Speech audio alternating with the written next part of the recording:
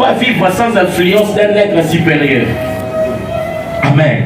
Ce qui a poussé les hommes à aller faire des alliances avec des esprits. Ce qui a poussé les hommes à se faire des idoles. Mais la Bible nous dit que derrière les idoles, il y a des démons. Amen. En fait, le péché de l'homme, la séparation de l'homme avec Dieu a poussé l'homme à aller chercher d'autres soutiens spirituels. Parce que sur cette terre, il est impossible de réussir si on n'est pas soutenu par un esprit. Est-ce que je parle à quelqu'un?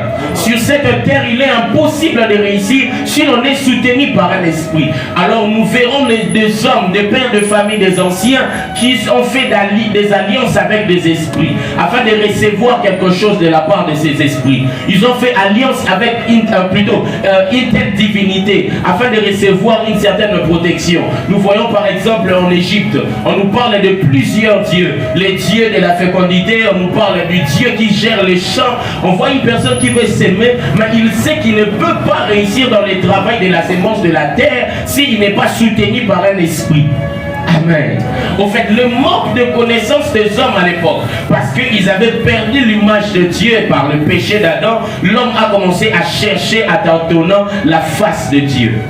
Est-ce que je parle à quelqu'un ce soir? Ce qui a introduit sur la terre les esprits. Ce qui a fait à ce que les esprits ont pris possession de vie. Parce que les hommes sont venus vers eux et ils ont contracté des alliances. Le fait que les hommes sont allés chercher secours chez les idoles, ils sont allés chercher secours chez les divinités, ils ont fait alliance avec les esprits. Nous voyons des territoires vendus par des anciens parce qu'ils voulaient recevoir une richesse quelconque, parce qu'ils voulaient recevoir des enfants, parce qu'ils voulaient recevoir une certaine grandeur. Il a vendu certaines personnes dans sa famille parce qu'il a fait alliance avec un certain esprit. Amen. Est-ce que je parle à quelqu'un? C'est parce qu'ils ont fait alliance qu'ils ont bâti que les autels se sont levés. Et le problème de plusieurs aujourd'hui, ce n'est pas le fait que nos pères ont fait des alliances avec de mauvais esprits. Le problème de plusieurs, c'est que les autels se sont levés et les autels ont persisté jusqu'à aujourd'hui. Est-ce que je parle à quelqu'un? Le problème avec nous, c'est quoi? C'est que nous combattons avec quelque chose qui est éternel. L'autel a un caractère éternel. Est-ce que je parle à quelqu'un? Tant qu'un hôtel, le jour où l'hôtel est bâti, il restera là jusqu'au jour où on viendra le détruire.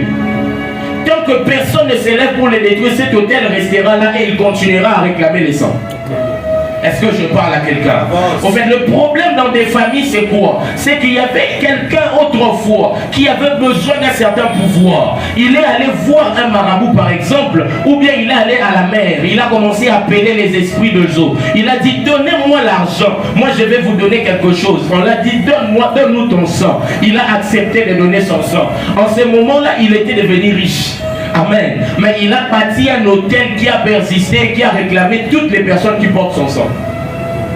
Est-ce que je parle à quelqu'un? Le problème avec nous aujourd'hui, c'est que nous combattons quelque chose qui est éternel. L'étang ne peut pas tuer l'autel parce que l'autel a commencé avant l'étang. Est-ce que je parle à quelqu'un? L'étang ne peut pas détruire l'autel. C'est pourquoi n'espère pas que l'étang puisse t'aider. Ne dis pas c'est parce que mon grand-père est mort il y a longtemps. Ces choses n'ont plus d'impact. Ça a de l'impact parce que lorsque ton père était allé, plutôt ton grand-père, quelqu'un de ta famille était allé, il avait engagé un hôtel. Lorsque l'hôtel est engagé, la chose devient à caractère éternel. La chose devient éternelle. Écoute ce que la Bible dit. La Bible dit que Christ est venu mourir sur la croix. Il est mort à l'an 0. Il y a longtemps Christ est mort. Mais jusqu'aujourd'hui, l'autel de la croix a le même pouvoir qu'il avait le jour que Christ était mort. Parce que l'autel ne perd pas de sa force avec le temps. Est-ce que je parle à quelqu'un? C'est pourquoi tu verras cette famille-là depuis toujours. Ils ont été retirés, réclamés par la même chose. Ils ont été retenus à terre par la même chose. À chaque fois c'est pareil. Le temps ne change rien. Ce qui peut changer quelque chose que l'autel produit, c'est quand on vient élever au-dessus de cet autel plus fort que lui. Je dis à quelqu'un ceci. L'autel est une voix. Pour faire taire une voix, il faut élever une voix plus forte que la voix qui était en train de crier. En ces lieux, c'est moi qui ai le micro. Tu peux être en train de parler, mais si je me mets à crier, je vais étouffer ta voix. La seule façon de tuer l'autel, parce que les autels parlent. La Bible dit, j'ai entendu l'autel qui dit. L'autel a la capacité de parler, l'autel est une voix. Qu'est-ce qui se passe? Lorsque les anciens sont allés chercher la richesse, ils ont bâti l'autel. L'autel entendait tout ce qui se disait ce jour-là, le jour de la clause. Plutôt le jour où ils étaient en train de faire le clause du contrat. L'esprit était en train de dire, je te donne la richesse, tu vas me donner quelque chose. Il a accepté. Après sa mort, cet autel, à chaque saison, où cette alliance a été contactée, il sera en train de crier et de réclamer les sangs qu'on avait promis. À chaque saison, il sera en train de le faire. Il ne s'éteindra jamais. Demande à Caïn, il va te dire que les sangs de son frère étaient en train de crier contre lui. Parce que là où l'autel se place, le voix se font entendre. L'autel crie. Alors celui qui veut sortir des dominations de certaines autels de sa famille doit apprendre à crier plus fort que l'autel qui a été bâti contre lui. Est-ce que je parle à quelqu'un? J'aimerais dire à quelqu'un ceci. Il y a certaines prières qu'on ne fait pas à basse voix. Il y a certaines prières que tu dois faire en criant. La Bible dit, lui qui en séjour de chair poussait des cris. Christ à ses jours de chair sur terre a fait certaines prières en criant. Parce qu'il y a certaines dimensions, tu dois crier plus fort que le monde des ténèbres. On doit entendre ta voix, on doit entendre ta voix. Zaché, c'est possible que Christ passe et qu'il ne te voie pas. Bartimée, c'est possible qu'il passe, qu'il ne te voie pas. Ce qui fera qu'il puisse rester là et te voir, c'est quand tu vas crier plus que la foule. Bartimée avait la capacité de crier fils de David plus qu'une foule. J'aimerais dire à quelqu'un ce soir, là où tu t'élèves en criant devant Dieu, peu importe l'autel qui s'est élevé, le Seigneur sera en train d'entendre ta voix. Cet autel sera étouffé. Je viens déclarer ce soir dans le nom de Jésus, qu'alors que nous serons en train de prier pendant ces 3 jours qui restent, tu vas crier plus que l'autel qui s'est élevé dans ta famille. Tu vas crier plus que l'autel de la mort qui s'est élevé sur ta famille, dans le nom puissant de Jésus. Est-ce que je parle à quelqu'un ce soir? Les autels sont des témoins des alliances. Ils ne tombent pas facilement. Il faut être plus fort que ça. Amen. Parce que l'autel, c'est lui. Au fait, je vais dire à quelqu'un ceci. L'étang peut tout tuer, sauf ce qui a existé avant lui. L'étang peut tuer ton corps, parce que ton corps a existé dans l'étang. Mais l'étang ne peut pas tuer ton esprit, parce que tu étais dans la pensée de Dieu avant qu'il ne forme la terre. L'étang pouvait tuer tous les hommes de la terre, les avaler et les garder sous la tombe. Mais l'étang ne pouvait pas tuer celui qui avait placé le fondement de la terre. Lorsqu'il est mort, l'étang a dit, ce n'est pas moi. Sors. Rentre vers le vivant. Tu n'es pas de ma race. Je ne peux pas tuer plus fort que moi. L'étang peut tout tuer sauf ce qui est né, sauf ce qui est né avant lui. Les autels ont commencé avant l'étang. Le temps ne peut pas tuer les autels. Alors lorsque tu bâtis un hôtel pour toi et ta famille, laisse-moi te dire, le temps ne pourra pas les tuer. Nous vivons aujourd'hui sous l'alliance de l'hôtel d'Abraham. Abraham est mort il y a très longtemps, mais aujourd'hui nous bénéficions encore de ce qu'il a eu à faire. Pourquoi? Parce que l'hôtel n'a pas perdu du temps. 100 ans n'est rien pour l'hôtel. Lui, il va rester là. Demande à Jacob, il va te dire. Lorsque Abraham a bâti l'hôtel, Jacob est repassé le même lieu, là où son grand-père avait bâti l'hôtel. La Bible dit il a été réclamé par les anges. Jacob a fait un ministère où il ne faisait que voir les anges, alors que Jacob n'avait pas encore bâti l'hôtel. L'hôtel qui permettait à Jacob d'être en contact avec le ciel, c'était les hôtels de ses pères. J'aimerais dire à quelqu'un ce soir, celui qui bâtit l'hôtel s'engage avec l'éternité. Lorsque tu bâtis l'hôtel, tu t'engages avec l'éternité dans les deux sens. Celui qui bâtit un hôtel démoniaque s'engage avec l'éternité afin de détruire des vies. C'est pourquoi tu verras des territoires qui ne changent pas. C'est pareil depuis toujours. Parce que l'hôtel qui se trouve là a été bâti il y a longtemps, ça reste là. Le même cycle à chaque fois. À chaque fois quand quelqu'un a 13 ans, il doit arriver ceci dans la famille. On connaît des familles, on sait que l'aîné meurt à 55 ans. Celui qui vient après l'aîné va mourir à 30 ans. Et puis c'est toujours comme ça dans cette famille. On voit un cycle où tout le monde a essayé de faire quelque chose, mais il n'a jamais réussi. Vous voyez des familles où quand les pères avaient essayé avec l'exéter, il a échoué 5 fois. Les fils est venu, il a échoué. Celui qui vient après lui a échoué aussi. C'est un cycle qui se répète. Il sait qu'il y a un autel élevé quelque part. Est-ce que je parle à quelqu'un ce soir? L'autel survit au temps. Il n'a pas peur du temps. Le temps peut tout tuer sauf ce qui est né avant lui. J'aimerais bénir quelqu'un ce soir. Le temps peut tout tuer sauf ce qui est venu avant lui. La Bible dit, Christ nous a élus avant la fondation du monde. Avant que le monde soit, il n'avait déjà élu, il t'avait déjà élu. Du reste, nos bénédictions ne se trouvent pas dans les temps. Parce que Dieu sait que le temps a la capacité de tout tuer. Alors Dieu ne place pas la bénédiction de ses fils dans les temps. Il place la bénédiction de ses fils en Jésus dans les lieux célestes. De sorte que lorsque le temps voudra, est-ce que je parle à quelqu'un ce soir? Le temps ne peut pas monter jusque dans les lieux célestes afin de détruire ta bénédiction. C'est pourquoi j'ai pris dans le nom de Jésus que Dieu puisse prendre ce qui est dans l'éternité pour toi, qu'il l'amène sur terre. Ces mariages que Dieu l'amène vers toi, ces voyages que Dieu l'amène vers toi, cette promesse que Dieu l'amène vers toi dans le nom puissant de Jésus. Est-ce que cette parole est pour toi? Que Dieu te fasse du bien ce soir. Que Dieu te fasse du bien. Ma prière, c'est que le Seigneur puisse te faire du bien. Alors que même le pasteur était en train de parler avant que je ne monte, j'avais pas prévu ça. Mais quand le pasteur parlait de Gédéon, il a dit, Gédéon est né d'une famille pauvre. C'est ce que même dit la Bible. La Bible dit que la famille de Gédéon était la plus petite des Manassés. Gédéon le dit, il le confirme. Il dit qu'il était le plus petit de sa famille. Mais tous les problèmes d'Israël se trouvaient dans la plus petite famille d'Israël. Est-ce que je parle à quelqu'un ce soir? Les problèmes d'Israël, c'était l'autel des Baal qui se trouvait dans la plus petite famille d'Israël. J'aimerais dire à quelqu'un, on peut te voir petit aujourd'hui physiquement, mais dans le monde spirituel, c'est toi qui as tout. Oh, est-ce que je parle à quelqu'un? J'ai pris dans le nom de Jésus. Aujourd'hui, tu manques les stricts nécessaires, mais j'ai pris que demain, tout le monde puisse venir puiser en toi. Aujourd'hui, on considère que tu es le plus petit, mais j'ai pris que demain, tout le monde se tourne vers toi dans le nom puissant de Jésus. Que c'est que les autres en ont. Oh, est-ce que je parle à quelqu'un ce soir? On regardait Gédéon, disait il est le plus petit de la plus petite famille. Mais Dieu regardait, il disait tout Israël souffre à cause de cette famille. Est-ce que je parle à quelqu'un ce soir? Il y a certaines personnes, lorsqu'ils commencent à percer, c'est toutes ces familles, toute une famille qui perce avec lui. J'ai pris dans le nom de Jésus. Si c'était toi le Joseph de ta famille, je ne sais pas.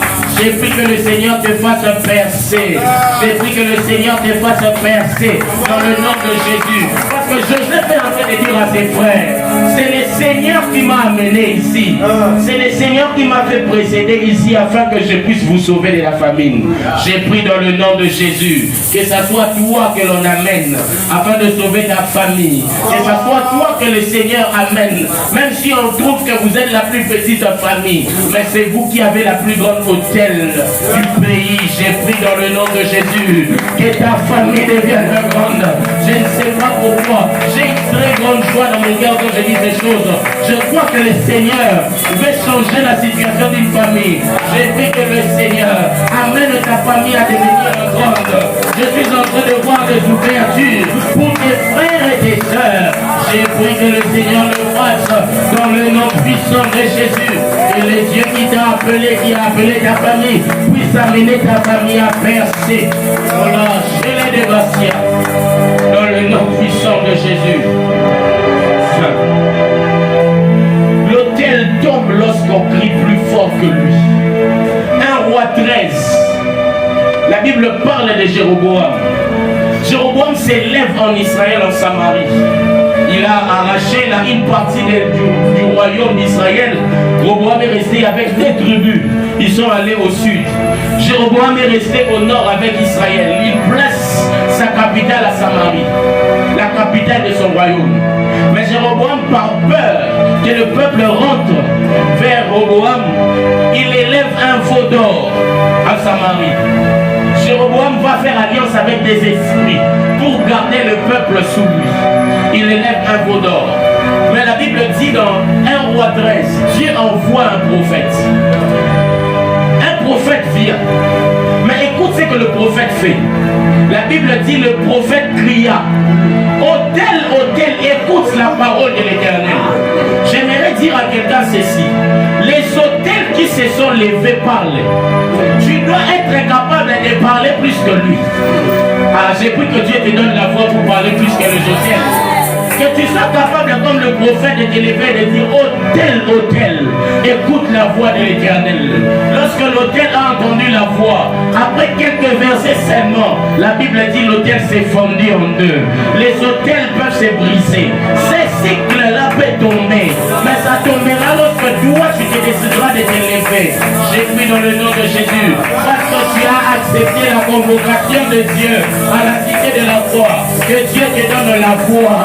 Afin que tu cries, que Dieu te donne la voix pour que tu cries plus que les autels qui se sont levés. Les autels doivent s'effondrer. Ce qui résiste à ton ministère doit s'effondrer dans le nom de Jésus. C'était de pierre qui résiste à ta vie doit s'effondrer dans le nom puissant de Jésus. Les sons d'Abel criaient. Les sons d'Abel criaient plus fort. Je voudrais dire à quelqu'un, il ne faut pas blaguer avec la voix d'un autel. Abel a été tué sur terre. Mais Dieu dit, j'ai entendu le son de la voix d'Abel au ciel. L'autel qui est en bas a la capacité de crier jusqu'aux oreilles de Dieu. Quand tu bâtis un autel, frère, rassure-toi que là où toi tu n'arriveras pas à parler, cet autel élèvera une voix plus forte que la tienne afin d'atteindre dans les oreilles de Dieu. Dieu peut-être ne peut pas écouter les langages de ta voix, mais il écoutera le son de ton autel. La voix de ton autel, il va l'entendre du haut du ciel. Amen. La deuxième chose que je serai en train de dire ce soir, c'est que c'est par rapport à la sorcellerie. Lorsque on regarde la Bible, vous allez vous rendre compte que la sorcellerie a une façon de fonctionner. Le but même de la sorcellerie, c'est d'empêcher les hommes d'aller. La Bible dit, Jéroboam bâtit le veau d'or à Samarie, il le place à Bethel. C'était quoi la raison? La Bible le dit. C'était pour empêcher le peuple d'aller à Juda afin de revenir. Peut-être là-bas, ils vont revenir vers Dieu. Et ils vont s'attacher à Roboam. Et ils vont me tuer. Alors, il élève un veau d'or afin d'empêcher le peuple d'aller. Est-ce que je parle à quelqu'un? En fait, le but de la sorcellerie, c'est de t'empêcher d'aller. Je ne sais pas où il veut t'empêcher d'aller. Peut-être il veut t'empêcher d'entrer dans un mariage. La sorcellerie s'élève et il t'empêche d'aller.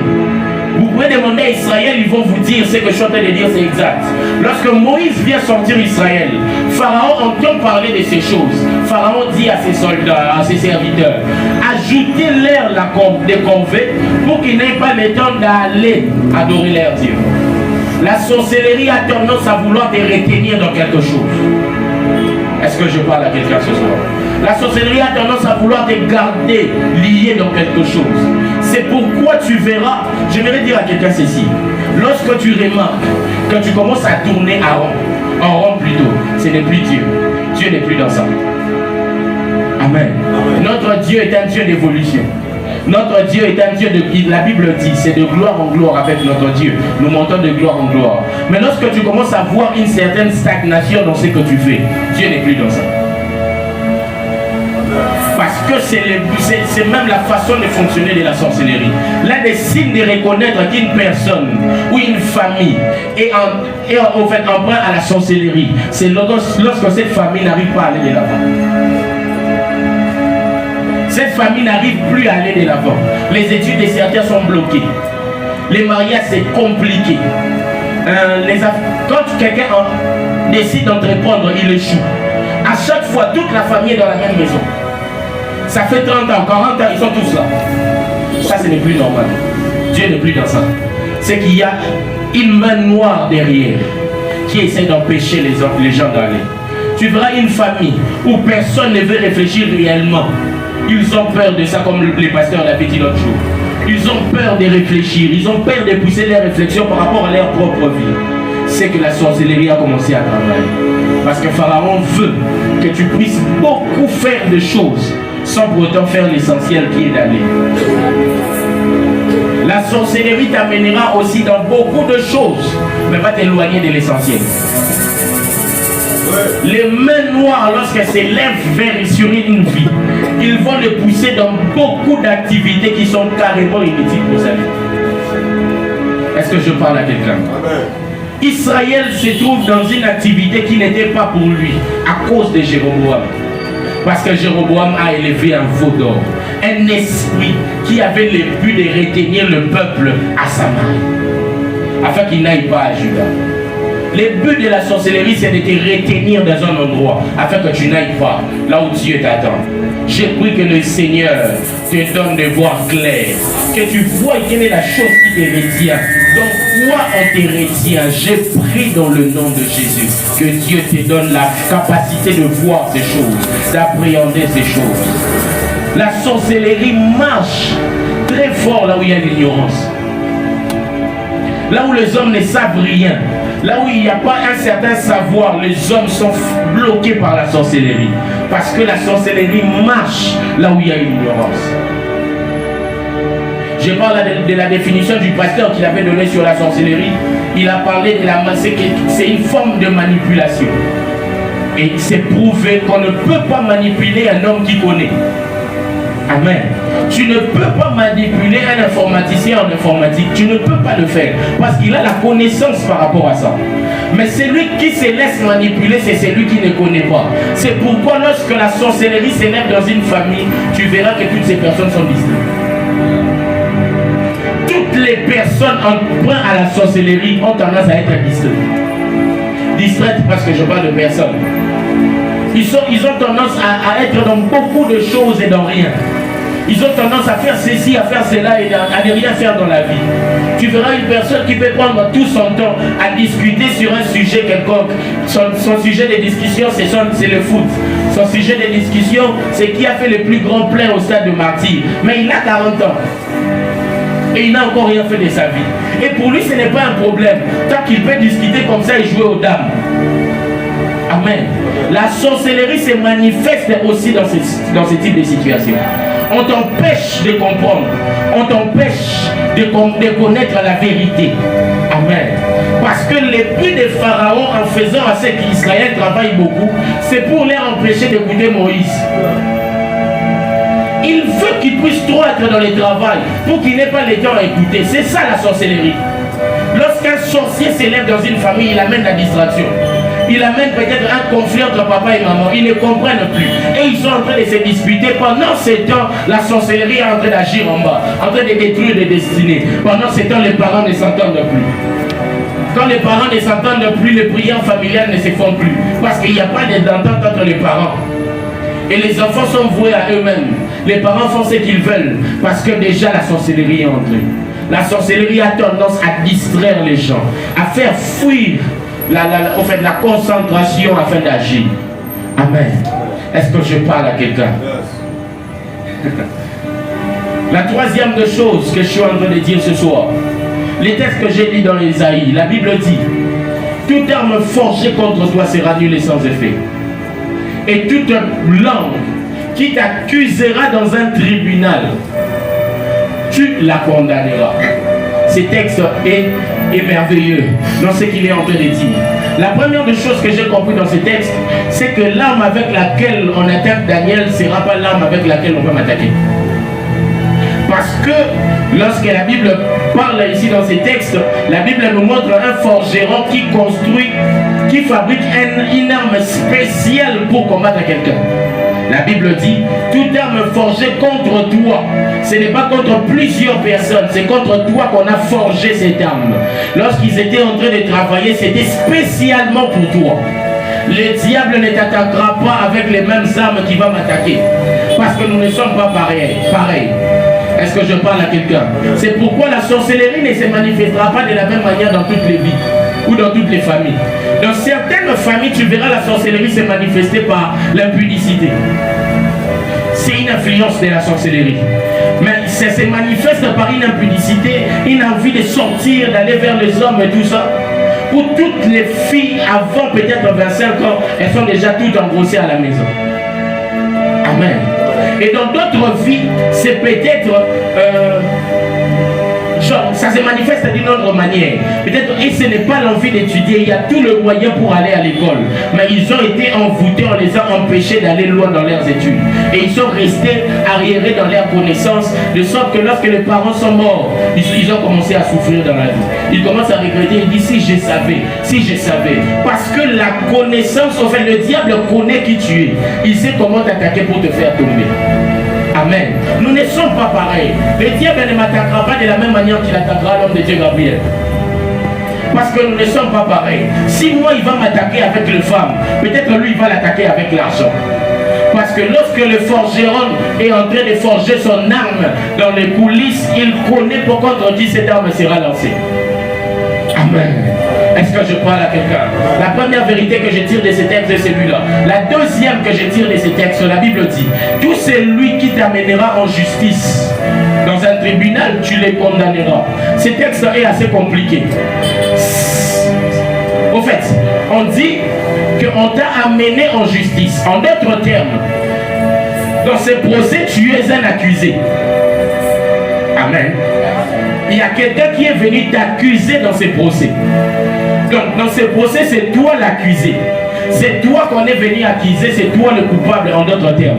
Les présumés coupables. Mais qu'est-ce que Dieu dit? Lorsqu'on t'amène en tribunal et qu'on t'accuse, en d'autres termes, lorsque tu es un accusé dans un tribunal, c'est toi qui vas condamner celui qui t'a accusé. En d'autres termes, Dieu est en train de te dire ceci. À chaque fois qu'on se lève pour t'accuser dans un tribunal, certes tu es l'accusé, mais Dieu fait de toi aussi le juge du même procès. De sorte que la personne qui t'a accusé t'a amené toi et lui devant un juge. Mais lorsqu'il entre dans le procès, il se rend compte que le juge c'est toi. De sorte que Dieu te dit, c'est lui qui t'accuse, tu le condamnes. Parce que tu es le juge. Les seuls ayant la capacité de condamner, c'est celui qui est juge. Alors j'ai pris dans le nom de Jésus que Dieu te donne la connaissance de savoir que tu es le juge dans ta vie. Tu n'es pas la victime. Dans ta vie, Dieu te donne la position du juge. Tout celui qui t'accuse, toi tu le condamnes. Est-ce que je parle à quelqu'un? Tout celui qui t'accuse, toi tu le condamnes. Parce que dans ta vie, Dieu te dit tu es un juge. Écoute ce que la Bible est en train de dire encore. En fait, qu'est-ce qui se passe? Il se passe que lorsque Dieu est en train de te dire ceci, lorsqu'on t'accuse, certes je suis dans les cieux, je suis tout puissant, mais j'ai déjà fait de toi juge par rapport à cette situation. Mais qu'est-ce qui se passe? Il se passe que les hommes ont tendance à oublier qu'ils sont juges dans leur procès. De sorte que lorsqu'on les accuse, ils ne disent rien. Et lorsque quelqu'un ne dit rien, il consent. Dans un procès, on dit que lorsque tu ne dis rien, tu as consenti. En d'autres termes, certains malheurs qui nous arrivent, c'est parce qu'on n'a rien dit dans notre procès. Ils se sont levés la nuit.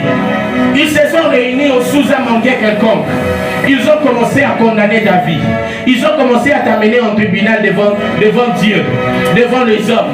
Et toi, Dieu te fait grâce de te réveiller la nuit. Peut-être de faire un songe compliqué. Tu le vois comme le pasteur l'a dit, tu t'es endormi. Tu as dit oui à ce qu'ils ont dit là-bas. De sorte que lorsque tu te lèves le matin, tu commences à subir les conséquences de ce qu'ils ont dit dans leur accusation. Parce que Dieu te dit ceci. Dans le domaine de l'accusation, lorsque le malin vient t'accuser, moi je ne suis pour rien. Quand il vient t'accuser, toi tu as la capacité de le condamner. Il a dit, c'est l'héritage de saint. C'est ce qu'il t'a donné, c'est la justice qu'il t'a donné, les textes le dit. Alors j'aimerais dire à quelqu'un ce soir, lorsque l'on t'accuse, lève-toi et parle. Lorsqu'on s'élève en justice contre toi, lève-toi et parle. Parce Est-ce que Dieu te dit que tu as la capacité de condamner? Lorsqu'on te condamne, lève-toi et parle. Ils ont dit que tu ne pourras pas avoir des enfants. Lorsque tu t'élèves, tu condamnes cette parole et tu rentres dans les Écritures, tu rentres dans notre constitution. Tu dis, la Bible dit, il n'y aura plus de stériles dans la maison d'Israël. C'est ce que la Bible te dit. Alors tu condamnes leurs paroles. Lorsque tu t'élèves, frère, quand tu es en prière et que tu te rends compte qu'on t'a accusé en justice dans ton domaine de finances, lève-toi et parle. Est-ce que je parle à quelqu'un ce soir? Comment détruire les autels? C'est quand aussi on s'élève et on parle. Parce que les autels nous accusent. Lève-toi et commence à parler. Condamne ces choses. Amen. Est-ce que je parle à quelqu'un ce soir? Si tu ne condamnes pas, qui le fera pour toi? Si tu ne t'élèves pas pour condamner, qui le fera pour toi? J'aimerais dire à quelqu'un ce soir, si tu ne condamnes pas, personne ne le fera pour toi. Dieu est clair dans ce texte. Il dit, tout arme forgé contre toi sera nul et sans effet. Lorsqu'on t'accusera en justice, tu les condamneras. Amen. Il a dit, c'est toi qui vas condamner. Lui, il peut s'occuper de la première partie. Faire assez que les armes forgées contre toi soient nulles et sans effet.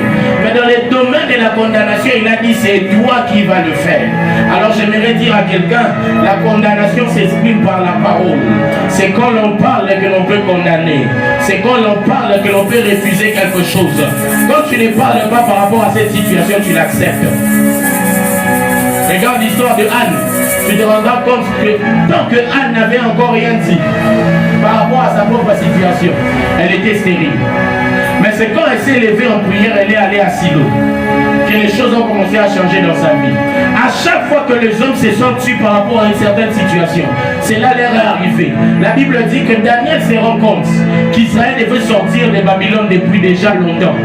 Mais Israël est toujours à Babylone. Parce que les 70 ans étaient brûlés. Pourquoi? Parce que personne n'avait parlé. C'est lorsque Daniel s'élève en prière que Dieu envoie l'ange et l'ange amène une réponse favorable pour Israël. J'aimerais dire à quelqu'un, si tu t'étais, le monde spirituel dominera sur toi.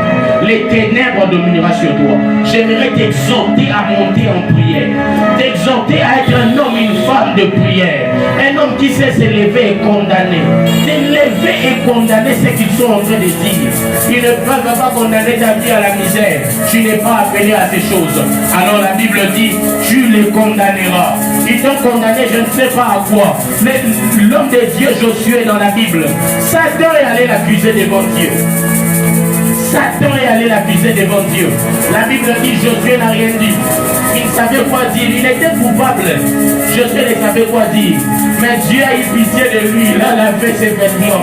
Et puis Josué est rentré dans les temples. Il a continué son œuvre. C'est après que la construction a repris. J'aimerais dire à quelqu'un, tant que tu t'étais, les choses seront bloquées dans ta vie.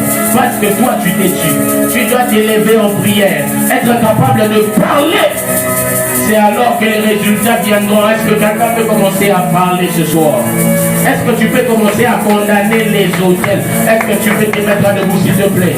Lève-toi. Nous serons en train de condamner les autels. Tu seras en train de prier, de battre à tes mains. Et tu seras en train de condamner ces autels. Je ne sais pas l'autel qui s'est levé contre ta vie. N'habite ce que les autels nini. Peut-être c'est le manque d'argent. C'est la maladie, je ne sais pas. Mais tu vas te lever, tu vas commencer à condamner. Est-ce que les voix s'élèvent ce soir? Le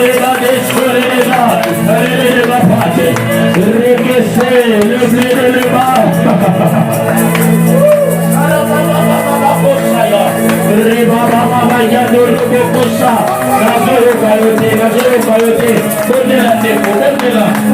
Tu as été convoqué pour ça.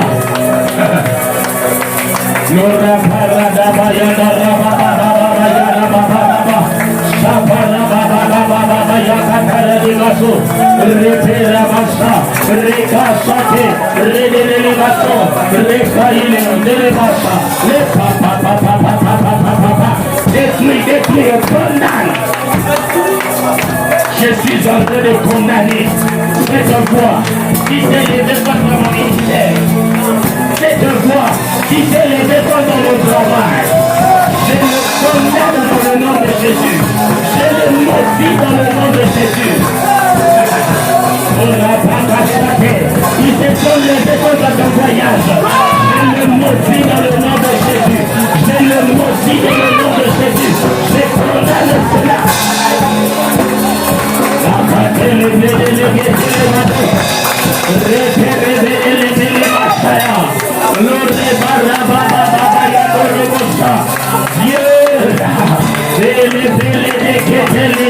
il fait de toi juge.